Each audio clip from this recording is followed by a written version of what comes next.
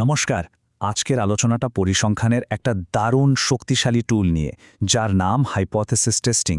মানে ডেটার ওপর ভিত্তি করে আমরা কিভাবে বিভিন্ন সিদ্ধান্তে পৌঁছাতে পারি। চলুন সেটাই একটু ভেঙে চুরে দেখা যাক। আচ্ছা, আমরা তো রোজই কত রকমের দাবির মুখোমুখি হই, তাই না? যেমন ধরুন, কোনো একটা নতুন ওষুধ কি আসলেই কাজ করে, বা কোনো বিজ্ঞাপন কি সত্যি কোম্পানির বিক্রি বাড়াতে পারছে। আসল প্রশ্নটা হলো, এই দাবিগুলো যে সত্যি তা আমরা বুঝব কি করে?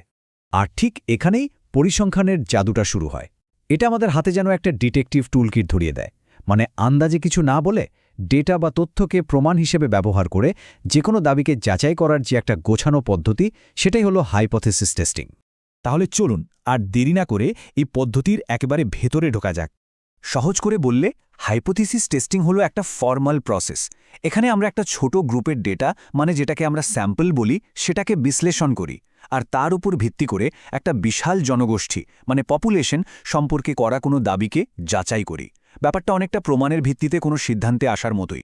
এই যে ডিটেকটিভ স্টোরির কথা বললাম, এর কিন্তু দুটো প্রধান চরিত্র আছে। দুটো হাইপোথেসিস বা অনুমান, যারা একে অপরের একেবারে বিপরীত, আর এরাই আমাদের তদন্তকে সামনে এগিয়ে নিয়ে যায়। প্রথম চরিত্রটা হলো নাল হাইপোথিসিস বা H0। এটা হলো স্টেটাসকো, মানে যা এখন চলছে বা সত্যি বলে ধরে নেওয়া হচ্ছে। ব্যাপারটা অনেকটা কোর্টরুমের মতো, যেখানে কোনো সন্দেহভাজনকে তথ্য প্রমাণ পাওয়ার আগে পর্যন্ত নির্দোষ ধরা হয়। আর এর ঠিক উল্টো দিকে আছে অল্টারনেটিভ হাইপোথিসিস বা HA। এটাই হলো সেই নতুন দাবি যেটা আমরা প্রমাণ করার চেষ্টা করছি। যেমন নাল হাইপোথিসিস যদি বলে যে একটা গ্রুপের গড় বয়স 30, তাহলে অল্টারনেটিভ হাইপোথিসিস বলবে না, গড় বয়স 30 নয়। এখন প্রশ্ন হলো, নাল হাইপোথিসিসকে ভুল প্রমাণ করতে আমাদের ঠিক কতটা শক্তিশালী প্রমাণ লাগবে? এই যে প্রমাণের মানদণ্ড, এটাই হলো সিগনিফিক্যান্স লেভেল বা আলফা। সাধারণত এই মানটা 0.05 বা 5% ধরা হয়। এর মানে হলো, আমরা এমন একটা সিদ্ধান্তে পৌঁছতে চাই যেখানে আমাদের ভুল হওয়ার সম্ভাবনা 5%-এরও কম। এটাই আমাদের যুক্তিসঙ্গত সন্দেহের ঊর্ধ্বে প্রমাণের একটা মাপকাঠি। আচ্ছা, থিওরি তো অনেক হলো। এবার চলুন একটা সত্যিকারের কেস ফাইল দেখা যাক, মানে একটা বাস্তব উদাহরণ। এই আইডিয়াগুলো কাজে লাগিয়ে আমরা একটা সমস্যার সমাধান করার চেষ্টা করব। এই কেসটা সলভ করার জন্য আমরা 4টে সহজ ধাপ পর ফলো করব।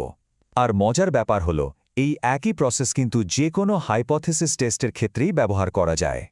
তো আমাদের প্রথম ধাপ, এখানে আমরা হাইপোথেসিস দুটোকে স্পষ্টভাবে লিখে ফেলব।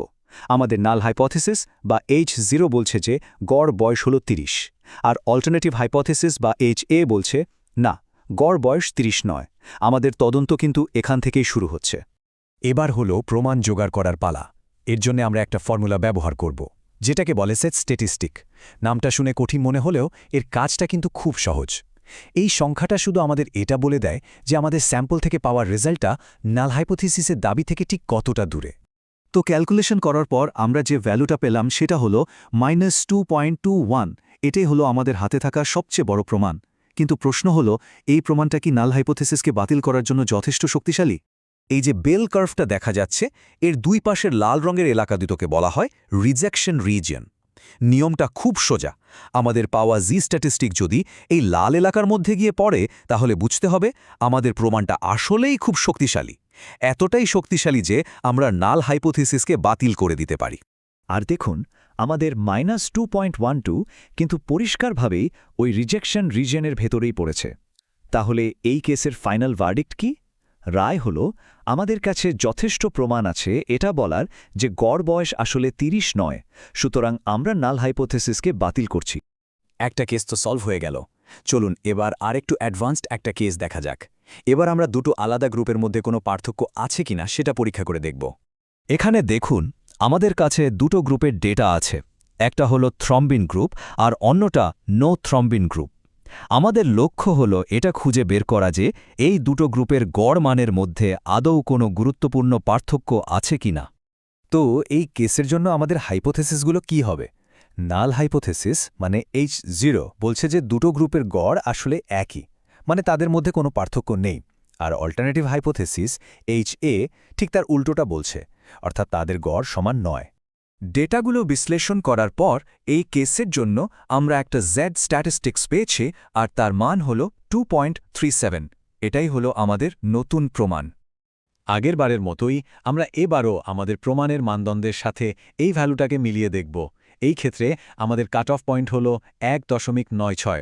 প্রশ্ন হল আমাদের পাওয়া 2.37 কি এই সীমানা পার করতে পেরেছে? এবং উত্তরটা হলো হ্যাঁ, পেরেছে। যেহেতু 2.37 সংখ্যাটা 1.96-এর চেয়ে বড়, এটা সরাসরি রিজেকশন রিজিয়নের ভেতরে চলে গেছে। এর পরিষ্কার মানে হলো আমাদের হাতে যথেষ্ট শক্তিশালী প্রমাণ আছে এটা বলার জন্য যে দুটো গ্রুপের গড় আসলেই আলাদা। সুতরাং এই কেসে আমরা নাল হাইপোথেসিসকে বাতিল করছি। তো এই যে দুটো কেস আমরা দেখলাম, এই পুরো প্রক্রিয়াটা থেকে আমরা আসলে কি শিখলাম? চলুন সবচেয়ে গুরুত্বপূর্ণ বিষয়গুলো একবার গুছিয়ে নেওয়া যাক।